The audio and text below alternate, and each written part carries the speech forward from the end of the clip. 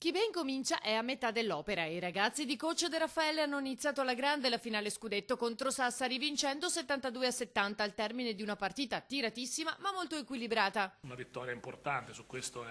credo che sia scontato. Abbiamo giocato una partita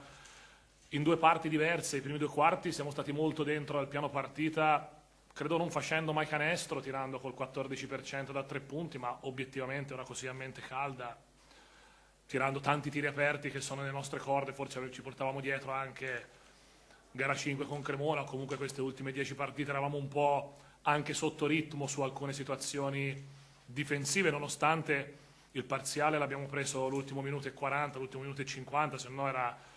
29 pari. Terzo e quarto abbiamo giocato con un'altra energia. Prima sconfitta dei playoff dunque per Sassari, che chiude una serie di 22 vittorie consecutive, ma per gli Orogranata la sfida è ancora tutta aperta. In prospettiva di gara 2 dobbiamo certamente mettere da parte questa vittoria, sistemare un po' di cose, perché ci sono un po' di cose da sistemare, la serie è molto lunga,